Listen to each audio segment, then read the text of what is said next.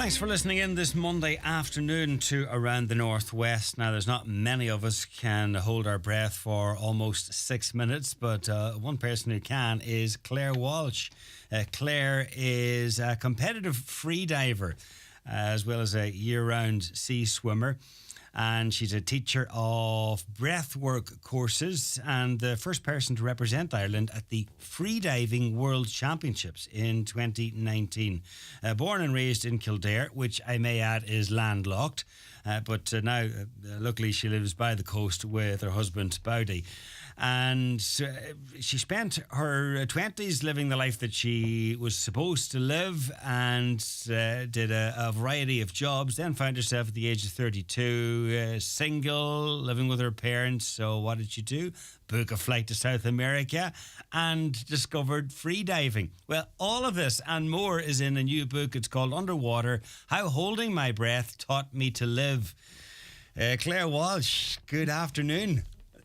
How are things? Yeah, good. There's a lot. That's a lot, and I've just given it just a few lines there, but that's an awful lot of stuff. But I suppose spread over a number of years. Yeah, it is. It is funny to hear back.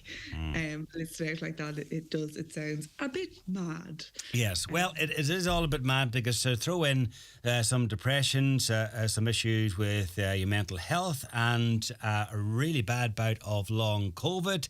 And we get the sort of the up-to-date picture, if you like. Yeah, pretty much. Just, to add a little bit more spice in there. But as you mentioned, my new book, my first book, Underwater, was published on the shelves last Thursday.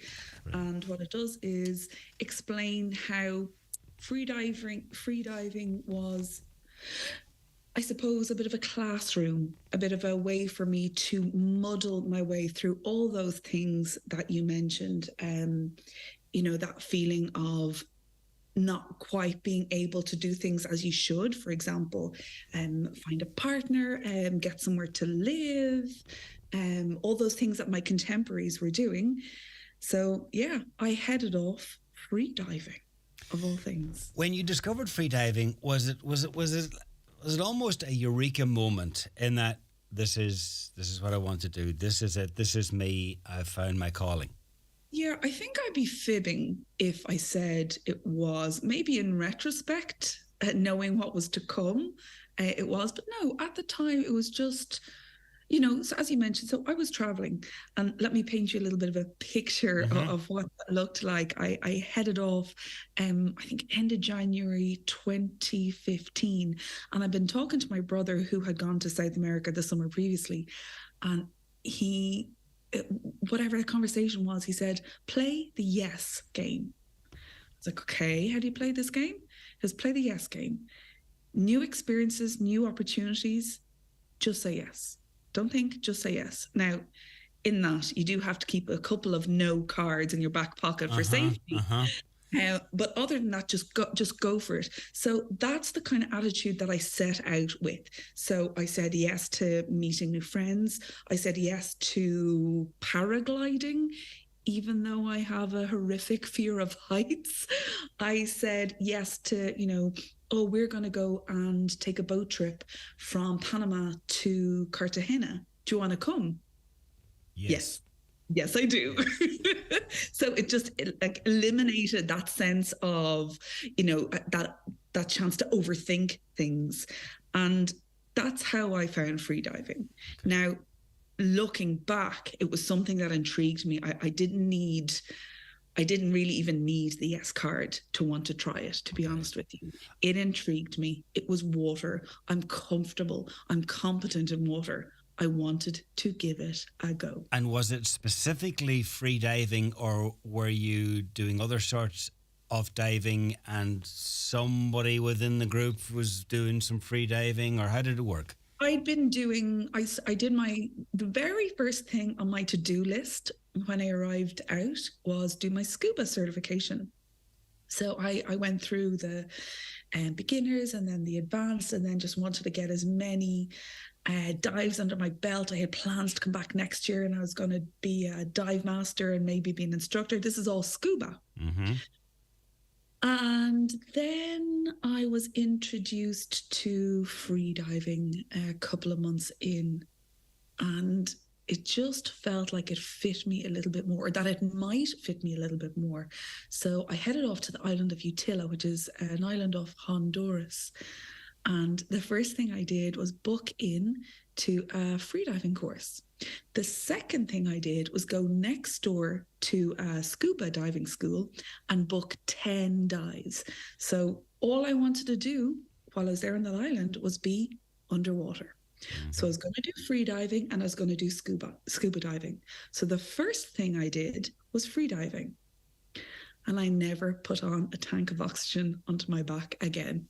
I gave away or sold my scuba dives. I was done. I haven't done scuba diving since. That was it, because we might forget that when you're free diving, there's no oxygen tanks attached. You're on your own. You draw a deep breath and down you go.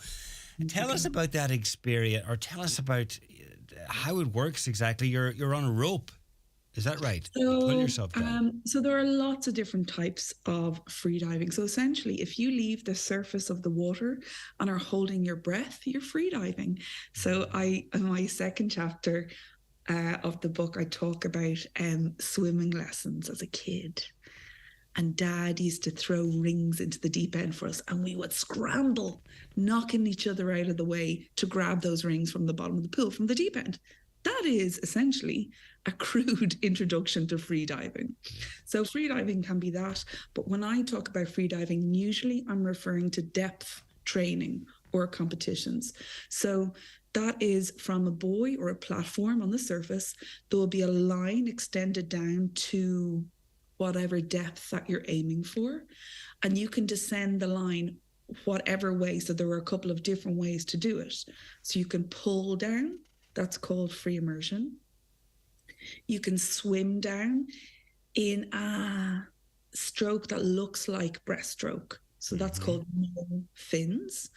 And then you have two options when it comes to fins. So I'm making the sign here in my hands of kicking down with long fins. So two fins is bifins. Mono fin is one fin. And that's one that looks incredible. So think of like a mermaid tail attached to your feet, a mermaid fin, and you do a dolphin kick down. It looks majestic.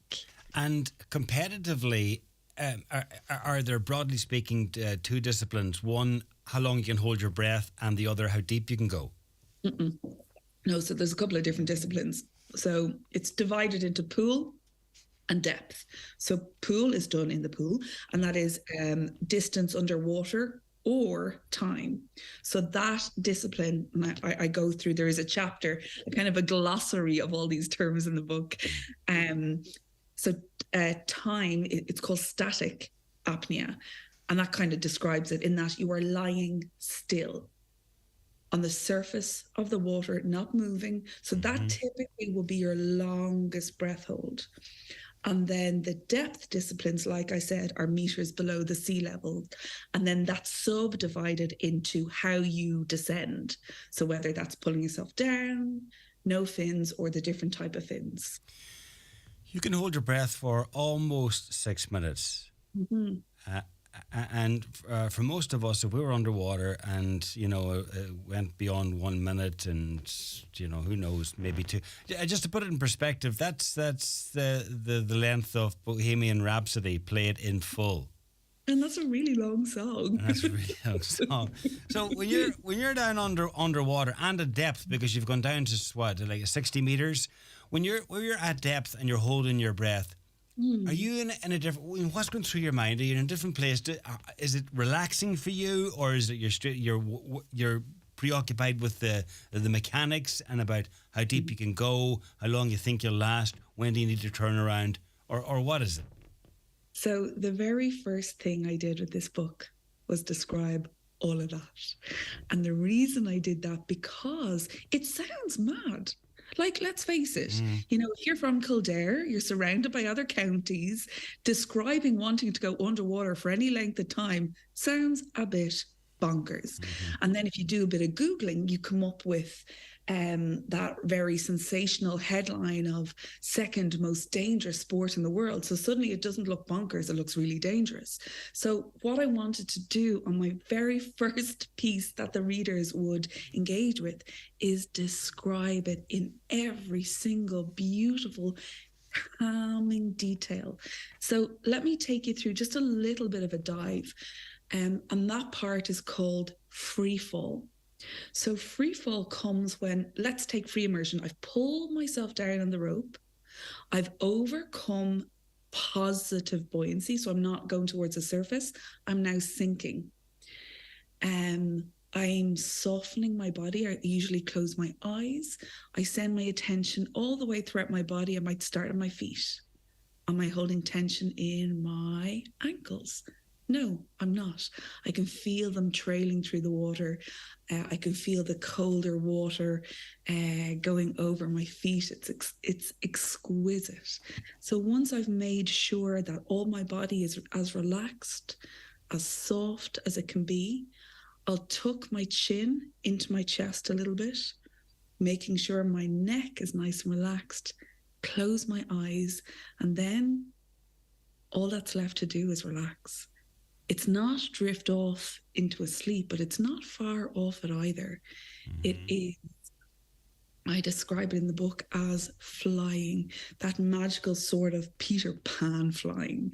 Like he describes, second star to the right sort of flying. It is soaring through water, and it is nothing short of being exquisite. You mentioned there, almost in a sleep-like state. You were on I think it was when you became the first Irish woman to compete in the World Championships. It was one of the events, a 30-meter dive, I think it was, and you were coming towards the surface and you blacked out.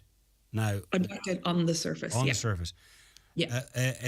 In water, a blackout in water. Surely that's incredibly dangerous. Or talk us through it. You don't remember. You remember? No, I don't. So it is a feature of the sport, especially in competition, when athletes are pushing themselves that little bit further, because it's a competition. And okay, not for me, but for other athletes, there's world records at stake. There's a lot to contend with. So for me, it was a 30-meter dive. I was doing no fins, which is probably a little bit shallower. I picked a conservative number because it was my first dive at the competition, and I would have to allow for nerves. So coming up, I remember the safety divers meeting me. Mm-hmm. I remember so clearly taking a quick glance to the surface, checking where the platform was, and trying to orientate myself so I would come up in front of the judges. And that's it. Oh. I don't remember anything. So at that point, I'm still conscious, but the thought is gone. So I kept going. I kept swimming to the surface. I came up. And I didn't do my recovery breaths, and I fell forward into the water. There's a big safety team around me. They put me on my back, and I came to a couple of seconds later. So again, to someone new to freediving, this sounds exceptionally scary. Mm-hmm. And I know I sometimes sound glib about it. I suppose I'm used to seeing it. But the reality is that dive was scary, not because I was in danger, but because I knew my mum and dad were watching. And that was the first time they were watching. And I have seen blackouts that can look terrifying. So I had no clue where it happened, and how it had looked. And my first thing was, oh my goodness, I need to let mum and dad know I'm okay. And, freediving is obviously a really big part of the book, but it's about so much more than freediving. And I suppose my parents underpin so many of the things that I do and don't do. And their support has and always does mean so much to me. So when they're following me on my crazy adventures, and then suddenly they have to see this. Oh my goodness. That was a hard chapter to write. It's funny, it's bang center in the book. And I wrote from the start in and from the end in, and I finished on that chapter. That was a tough one to write. As well as free diving, you also teach others how to. It's all about breathing and about holding your breath and various techniques. And it's not just good, I suppose, for wild swimming or free diving, but also for others like singers, for instance. No, it's not just good for singers. It's good for everyone. I think breathing is very popular at the moment, and we're learning more about how we can regulate our own nervous system, how we can bring ourselves into a state of relaxation, like proper relaxation on a deeper level, just using our breathing to calm our nervous system. So this is, a terrific movement at the moment, and there's such a great awareness. And what I like to do, I have been teaching singers for a long time. I sing myself. I've worked as a puppeteer, and the very first thing you do with a puppet is breathe. You see how the character breathes. So in my really eclectic background, and I do describe in the chapter, it's something that I've always felt a little bit embarrassed, I think is probably the word. I've always felt a bit embarrassed about, my wide selection portfolio of work. But for me, it does always come back to breathing. There is a through line, and that's how we use our breath and what we can learn by sitting in that space between the inhale and the exhale. And again, this actually isn't a free diving book. This is about finding your thing, finding your passion as something that brings you back to yourself. For me, it's free diving. For others, it's swimming the sea. For others, it's running. It might be writing, reading, crocheting, gardening, whatever it is. It's a nudge to, go for things, connect with your passion, and do it with pride, I suppose. Well, the book is out now. It's simply called Underwater: How Holding My Breath Taught Me to Live. Claire Walsh, continued success with the free diving, and the best luck with the book as well. Thanks a million for joining us on the show. Thank you so much. Around the Northwest with Donegal Airport. Thinking of